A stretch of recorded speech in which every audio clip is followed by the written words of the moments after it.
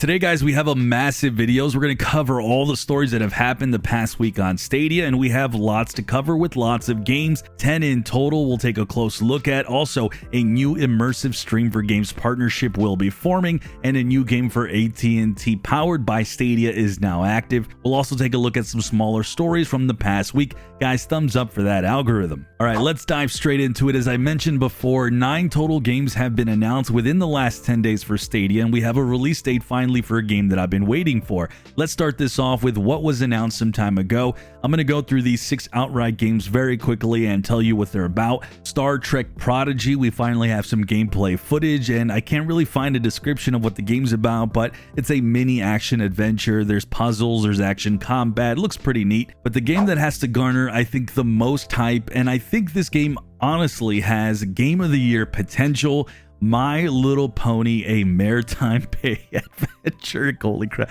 I can't even say that seriously. But I mean, do you know why there's so much hype in this? It's because you play as Sunny, the adventurous Earth pony who has all these magical powers, skills, and accessories to unlock. But in all seriousness, the game's actually already launched on some other platforms, and it actually has good reviews, but it's $40 and there's only 2 hours of gameplay until you finish it, which makes me wonder how there is over 100 mostly positive user reviews. It does look fun though for the little tykes, and then yeah, that's really all I gotta say about that one. Paw Patrol Grand Prix is another Mario Kart type of game. I'm seeing a release date for this one on September 30th across other platforms, so we'll wait and see for Stadia. DreamWorks Dragons Legend of the Nine Realms looks like an adventure game that has you controlling the dragons as you save Thunder's family and save the Dragon Kingdom. Looks like a mostly top-down adventure, and maybe the highlight of this list. We have now LOL Surprise BBS Born to Travel. I mean, how the heck do I pronounce that? It's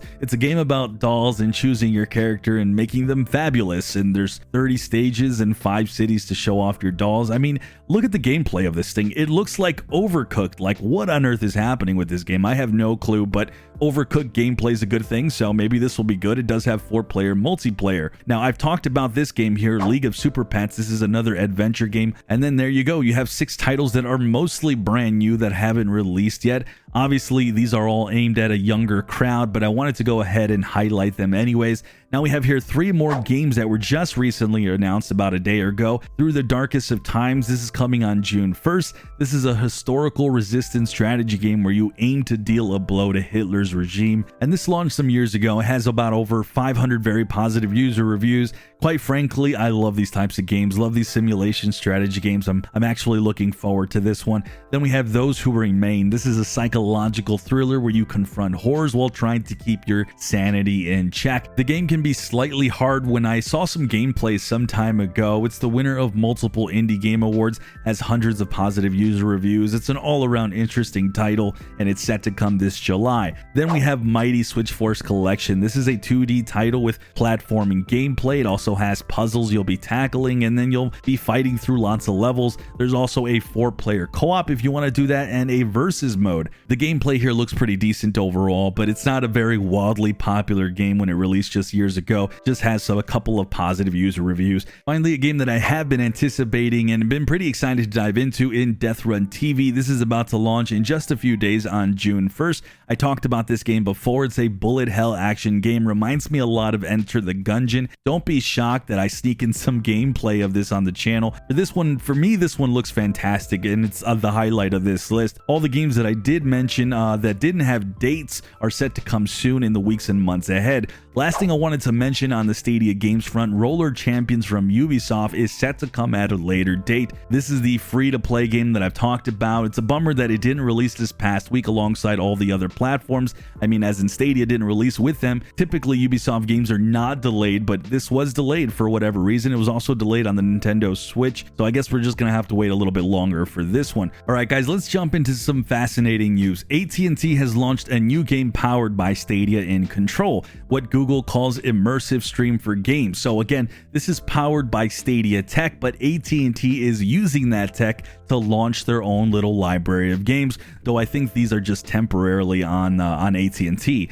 Now, on Forbes.com, there's a whole interview with head of product at Google's Immersive Stream for Games, Dom Zimring, who on his very own Twitter says he's the co-founder of Google Stadia. Now, some highlights from this interview is they asked if more partnerships are in the works, to which he replied, "You can expect to see a new Immersive Stream for Games customer launching soon." But another interesting thing that has come out of this that I thought was very eye-popping, here it says, where Dom says, "For industry publishers, we know that the platform porting cost could be a major blocker. This is why we've invested in developer tools to minimize engineering costs and time to launch, so that instead of months, it can take just weeks to get players in the game. That was a primary focus for our team, and we're happy to have delivered here."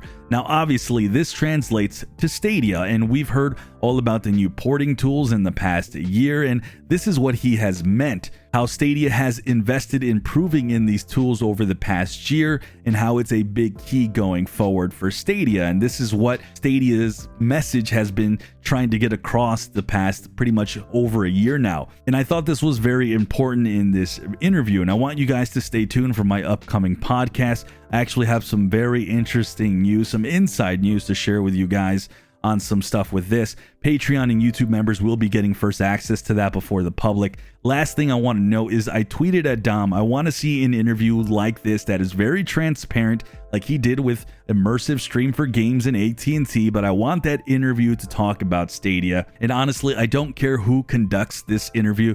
I'll advocate for someone like Stadia Source or pretty much anyone, even if they want me to do it, even though that's not my thing, I'd love to do it. But because frankly, I mean, I have a great theory on what's going on at Stadia, but I know a lot of you want to know where the big games and where's a lot of what's going on behind the hood and what's going to be happening in Stadia's future. It would be cool to hear directly from the horse's mouth on this and see a very similar interview to what we just saw here. If you guys want to see this, I'll have a link below. But as I said, that part about the porting tools is going to be very key going forward for Stadia's success and Immersive Stream for Games as well. Okay, lastly, guys, I want to touch on some very quick news as this video is now long enough, but 9 to 5 uncovered through their APK teardowns, more news on 1440p streaming. I think this is about to hit Stadia any day now, where we can actually choose specifically 1440p resolution. Be on the lookout for that. Guys, there's also a ton of Stadia sales going on in the store right now. I'm not going to do a big breakdown, but let's do some quick highlights. Here we have Assassin's Creed games. A bunch of them are on sale. Some major ones are only $10 or even under, and I think there's some good stuff here.